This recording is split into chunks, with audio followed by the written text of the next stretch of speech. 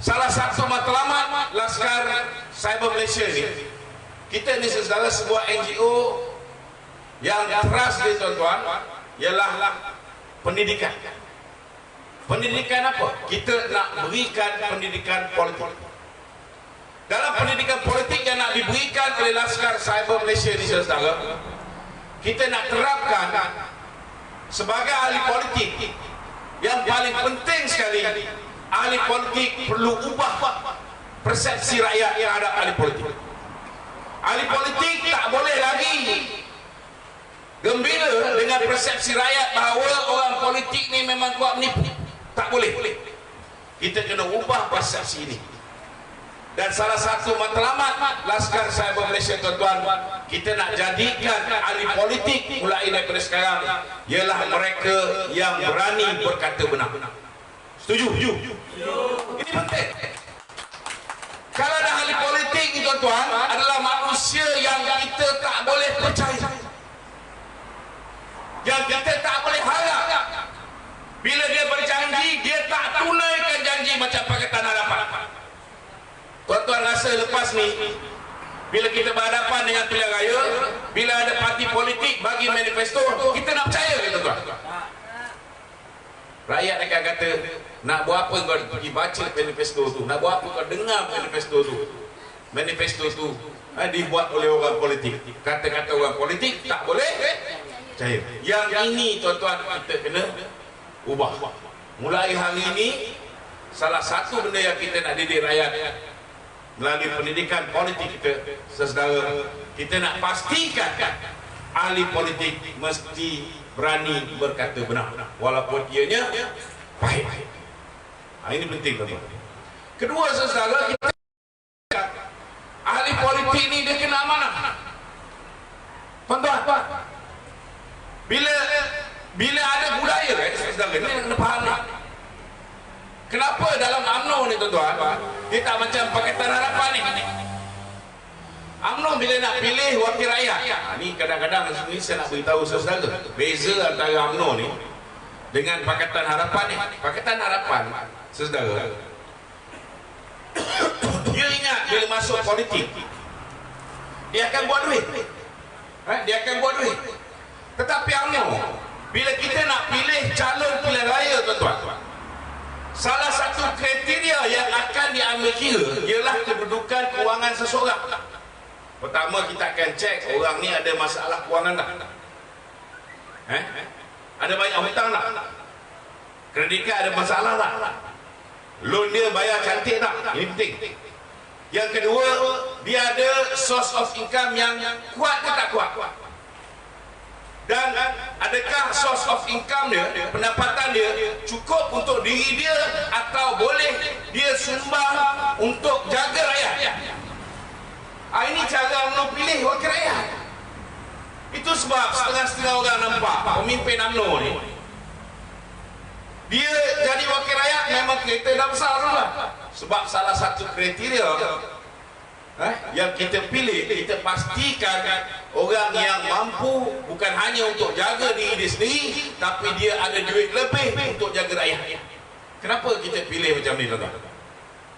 Kenapa? Sebab kita nak pastikan bila dia jadi wakil rakyat, dia tak kurap. Bukan kurap jangan salah supaya dia tidak kurap, supaya dia tidak ambil rasuah. Amanah tu penting tuan-tuan. Sebab sekiranya kita pilih orang yang tak amanah, kita pilih orang yang kadang-kadang tak berkemampuan, ni pun kadang-kadang boleh jadi bahaya. Sebab apa? Sebab dalam keadaan hari ini tuan-tuan, rakyat ni kadang-kadang terlebih manja. Api kena potong kat rumah, cari wakil rakyat.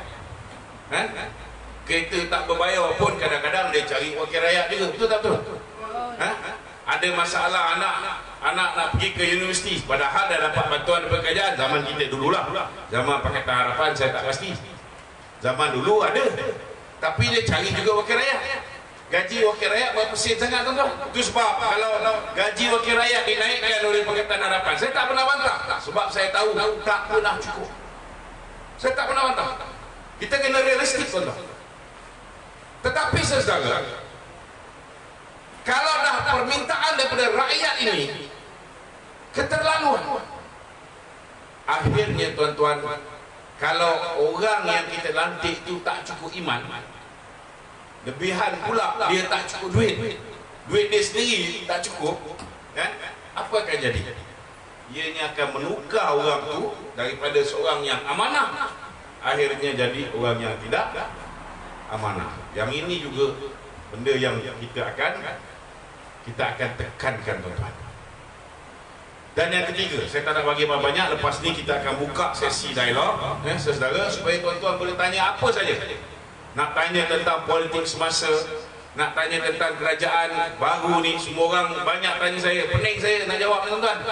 Setiap orang telefon, dia tanya benda yang sama. Saya cakap saya dah buat live hampir tiap-tiap hari.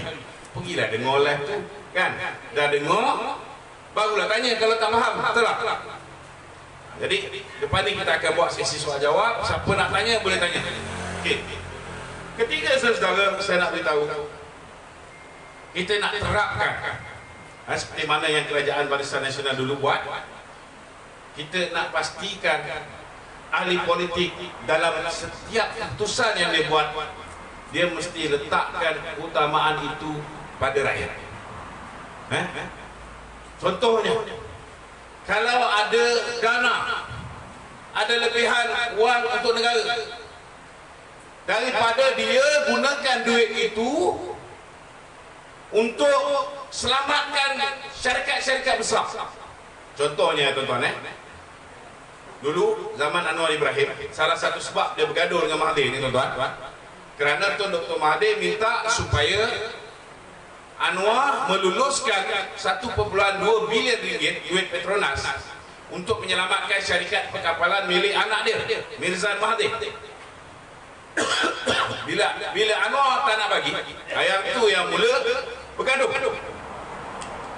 Tapi saudara, bila dia dah pecat Anwar, dia terus luluskan 1.2 bilion duit Petronas digunakan untuk bail out syarikat perkapalan milik Mirzan. Apa alasan yang diberikan oleh Tun Dr. Mahathir? Dia kata kita kena selamatkan syarikat besar ini supaya orang yang bekerja di bawah syarikat ini akan kekal dapat kerja, kan? Dan mereka boleh membayar cukai kepada kerajaan. Tuan-tuan, kalau syarikat besar ni dah nak mati, nak jaga pekerja dia pun dah tak mampu, tuan-tuan rasa dia bayar cukai tak, tuan-tuan? Ini satu benda yang mungkin Tun Dr. Mahathir tak nampak. Keduanya, tuan-tuan, kalau 1.2 bilion diberikan kepada syarikat perkapalan ni, berapa persen yang dapat pada pekerja? Berapa persen? Mungkin sebahagian kecil dapat pada gaji pekerja, tetapi sebahagian besar dapat kepada tokek syarikat. Betul tak, betul? Kita tengok pula sistem pemerintahan Dato' Seri Najib, contoh dia. Dia menggunakan slogan rakyat diutamakan, rakyat didahulukan, pencapaian diutamakan. Okey. Dia juga ada pakej rangsangan ekonomi. Tapi macam mana dia bagi pakej rangsangan ekonomi dia? Dia bagi BRIM, tuan-tuan. Kenapa dia bagi BRIM? BRIM ni, tuan-tuan, dia tak bagi kat tangan tokek syarikat. Dia bagi direct kat tangan rakyat. Contohnya 2017 last kali kita bagi. 2018 baru bagi sekali, lepas tu dah tukar kerajaan. 2017 sebanyak 6.8 bilion dibelanjakan. Siapa yang dapat nikmat? 7.2 juta keluarga yang pendapatan isi rumah dia bawah 4,000 ringgit. Maknanya gaji suami, gaji isteri dicampurkan bawah 4,000 ringgit, tuan-tuan. Apa kelebihan bila bagi terus kat tangan rakyat? Semua orang dapat, betul tak, betul? Okey? Bila semua orang dapat ni, saya ni masa saya di Kementerian Kewangan, dan dulu saya pengarah komunikasi Kementerian Kewangan, saya punya kerja ni mengantau, tuan-tuan. Pergi celah-celah kampung, pergi ke jabatan kerajaan, pergi ke universiti. Kalau saya masuk kampung, soalan yang saya akan tanya, Siapa di sini dapat BRIM? Ini saya nak tanya sini. Siapa di sini pernah dapat BRIM? Tolong angkat tangan. Siapa yang masih simpan duit BRIM? Ada? Habis. Tuan-tuan, mana saya pergi pun, tuan-tuan, 300 lebih ceramah ketika saya berada di MOF, tuan-tuan. Dalam 1 tahun lebih, saya buat 300 lebih ceramah. Saya baru jumpa 4 orang. 2 daripadanya ialah student. Bila dia dapat duit selaku mahasiswa, dia boleh simpan duit. Yang lain tak simpan, tuan-tuan, sebab mereka memang betul-betul golongan yang memerlukan. Memang sentiasa tidak cukup. Bila dia ambil duit tu, duit BRIM ni, dia beli ayam, itik, kambing, lembu, maka dia akan membangkit industri peternakan. Betul tak? Bila dia bayar sewa beli kereta, sewa beli rumah, ianya akan membangkit industri perbankan, industri pemotoran, industri perumahan. Kalau dia beli sayur, ianya akan membangkit industri pertanian.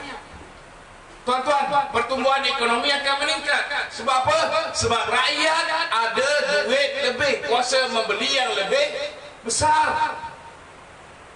Jadi peniaga akan ada sales yang lebih banyak, jualan yang lebih banyak. Betul tak betul? Maka pendapatan negara akan bertambah, tuan-tuan. Saudara, itulah sebabnya di bawah pemerintahan Mahathir ni, tuan-tuan, 22 tahun ini kita merana, kita sengsara. Sebab bila mereka memerintah, tuan-tuan, yang diutamakan ialah kroni-kroni dia dulu. Inilah antara benda yang kita nak terapkan. Kita nak terapkan, kita nak buat pendidikan kita, pendidikan politik kita. Kita nak pastikan bahawa ahli-ahli kita tanamkan sifat, selain daripada sifat berani berkata benar, selain daripada sifat amanah, kita nak pastikan mereka ini sentiasa meletakkan kepentingan rakyat mengatasi segala-galanya. Maknanya mengatasi kepentingan kroni, mengatasi kepentingan individu dan sebagainya. Itulah saudara perkara yang mungkin saya boleh sampaikan malam ni, dan saya rasa lebih baik saya buka kepada semua untuk bertanyakan soalan. Silakan.